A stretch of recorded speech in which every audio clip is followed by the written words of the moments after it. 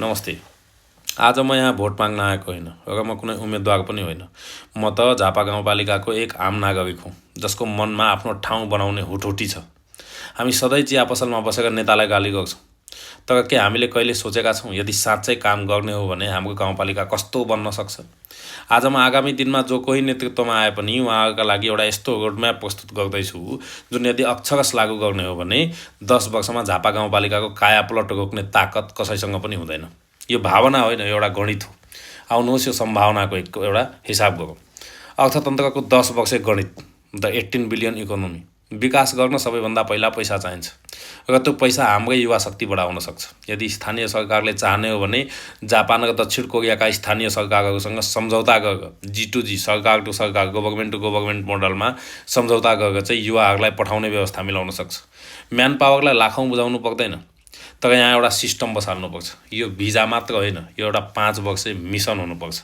आगामी नेतृत्वले यस्ता नीति बनाओस् पालिकाको सिफारिसमा जाने युवा 5 वर्षभन्दा बढी उता बस्न नपाउने, किनकि हामीलाई उनीहरूको पैसा मात्रै होइन, उनीहरूले सिकेको सिप, अनुशासन र टेक्नोलोजी यहाँ झापा गाउँपालिकामा चाहिएको छ। अब 10 वर्षको हिसाब हेरौँ। एकजना युवाले जापान वा कोरियामा महिनाको कम्तीमा 2 लाख रुपियाँ बचाउँछ, वर्षमा 24 लाख बच्छ। यदि वर्षमा 150 जना मान्छे दक्ष युवा उता पठाउने हो भने 5 वर्षमा 750 जना युवा उता हुन्छन्। 750 जनाले वर्षमा पठाउने पैसा हुन्छ 1 अर्ब 80 करोड, 180 करोड। र यदि यो क्रम 10 वर्षसम्म चल्ने हो भने हाम्रो सानो गाउँपालिकामा 1800 करोड, 18 बिलियन भित्रिने सम्भावना छ। कल्पना गर्नुहोस् त, 1800 करोड। यो पैसाले झापा गाउँपालिकाको कुन समस्या समाधान नबाँकी होला? तर यो पैसा गाउँमा मात्र भित्रिएर हुँदैन, सही ठाउँमा लगानी हुनुपर्छ। स्थानीय सरकारले एउटा झापा इन्भेस्टमेन्ट फन्ड खडा गर्न सक्छ। विदेश जाने युवासँग सम्झौता गरेर उनीहरूको कमाइको 20% हिस्सा त्यो फन्डमा जम्मा गर्ने वातावरण मिलाउन सक्छ। त्यही पैसाले पब्लिक प्राइभेट पार्टनरसिप PPP मोडलमा 5 देखि 10 करोडका ठुला साना उद्योगहरू खोल्न सकिन्छन्। अहिले हाम्रा किसानले 3000 देखि 3500 रुपियाँ क्विन्टलको दरमा मकै बेच्नु परेको छ। यदि त्यही मकैको कर्नफ्लेक्स वा कुखुराको दाना बनाउने हाइटेक फ्याक्ट्री गाउँमै सञ्चालन गर्ने हो भने किसानले बग्दे बगमूल्य पाउँछन्। 5 वर्षपछि विदेशबाट फर्किने युवा त्यो फ्याक्ट्रीको लेबर बनेर फर्किँदैन, त्यहाँको सेयर धनी र म्यानेजर भएर फर्किएको हुन्छ। आगामी नेतृत्वले ठुला उद्योगीहरूलाई हामी वातावरण र पूर्वाधार दिन्छौँ, तपाईँ आएर लगानी र प्रविधि दिनुहोस् भनेर चाहिँ हामीले आह्वान गर्न सक्नुपर्छ। हामीले शिक्षामा साइकल मात्रै होइन, दिमागमा लगानी गर्नुपर्ने आवश्यकता छ। हामीले साइकलमा लगानी गरेका छौँ शिक्षाको गुणस्तर बढाउनको लागि। अब पुरानो कामले चाहिँ प्रभाव पारिरहेको देखिएको छैन। त्यसैले साइकल बाँड्दा हामीले लगभग 25 देखि 30 लाख रुपियाँ खर्च गरेका छौँ, तर नतिजा सुध्रेको छैन। त्यो बजेटलाई प्रोत्साहनमा बदल्न सकिन्छ। यदि मैले भनेको मान्ने हो भने कक्षा 8 र 10 का विद्यार्थीलाई कक्षा 8 र 10 को नतिजामा यस्तो सिस्टम बसाल्न सकिन्छ, त्यो हाम्रो पालिकाका 5वटै माविका टप 3 विद्यार्थीलाई स्कुलमै नगद पुरस्कार दिने। फर्स्टलाई 1 लाख, सेकेन्डलाई 50,000 र थर्डलाई 30,000। यो कुरा ध्यान दिएर सुन्नुहोला। फर्स्टलाई 1 लाख रुपियाँ, सेकेन्डलाई 50,000 रुपियाँ र थर्डलाई 30,000 रुपियाँ। एउटा स्कुलमा 1,80,000 जान्छ। 5वटा स्कुलमा जम्मा 9 लाख गयो। त्यसपछि पालिका स्तरीय महापरीक्षा सञ्चालन गराएर टप 20 जनालाई बम्पर पुरस्कार दिने व्यवस्था मिलाउन सकिन्छ। पालिका भरिका स्कुलहरूबाट टप गर्नेलाई 3 लाख, दोस्रो स्थान हासिल गर्नेलाई 2 लाख र तेस्रो स्थान हासिल गर्नेलाई 1 लाख र बाँकी 17 जनालाई जनही 50,000 रुपियाँको दरले। यसको जम्मा खर्च हुन आउँछ 14,50,000।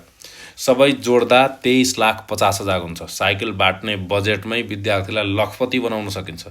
एकचोटि इमेजिन मात्रै गरेर हेर्नुहोस् त, 3 लाख रुपियाँ जित्न, 2 लाख रुपियाँ जित्न, 1 लाख रुपियाँ जित्न विद्यार्थीले कुन लेभलसम्मको मेहनत गर्लान्? कुन किसिमको कम्पिटिसन एजुकेसनमा, कुन किसिमको कम्पिटिसन हाम्रो गाउँपालिकामा क्रिएट गर्न सकिन्छ? त्यसले झापाको पढाइको स्तर कुन लेभलमा पुर्याउँछ? तर विद्यार्थीलाई मात्रै होइन, शिक्षकलाई पनि जिम्मेवार बनाउनुपर्छ। राम्रो नतिजा ल्याउनेलाई best teachers of the month, best teachers of the year भनेर उपाधि र बोनस दुइटै दिन सक्नुपर्छ। तर पोलिटिक्स गरेर स्कुल बिगाड्ने र नपढाउनेलाई सरुवादेखि बर्खास्तीसम्मको कारवाही गर्न सक्ने आँट चाहिँ पालिकाको नेतृत्वमा हुनुपर्छ। सबैभन्दा बढी डरलाग्दो समस्या लागु औषध, ड्रग्स जसलाई हामी भन्छौँ। यसलाई रोक्न अब कक्षा 11-12मा नेपाल पुलिस सेनासँग अथवा के भन्छ एपिएफसँग चाहिँ सहकार्य गरेर समन्वय गरेर 5 देखि 6 महिनाको अनिवार्य कमान्डो ट्रेनिङ, शारीरिक तथा मानसिक तालिम लागू गर्नुपर्छ। जबसम्म यो ट्रेनिङ पास हुँदैन तबसम्म सर्टिफिकेट नदिने नियम बनाउन सकिन्छ। यसले हाम्रा भाइ बहिनीहरूलाई कुलतबाट बचाउँछ। साथै 11 भागमै कोरियन र जापानिज भाषा र एआईको कोर्स अनिवार्य गर्न सक्ने हो भने हाम्रा विद्यार्थीहरू विश्व बजारमा बिक्न सक्ने भ्यालुएबल एसेटको रूपमा परिचित हुन्छन्। हामी निःशुल्क फ्रिबिज बाँड्ने होइन, जनतालाई सक्षम बनाउने नेतृत्व चाहन्छौँ। खेतमा बिजुली पुर्याउने तर बिल तिर्न सक्ने हैसियत किसानको बनाउने।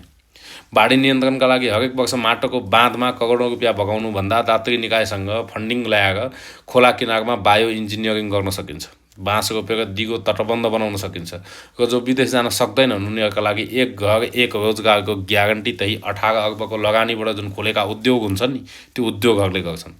योजना कुनै कल्पना होइन, यो सम्भावना हो। आगामी चुनावमा जो उठे पनि, जसले जिते पनि, मेरो एउटा नागरिकको हैसियतले अनुरोध छ, कृपया मास्टर प्लानलाई एकपटक हेरिदिनु होला। 1800 करोड भित्रियाउने एउटा योजना, साइकलको सट्टा 23 लाखको पुरस्कारको योजना, ट्रिपल-P मोडलको योजना।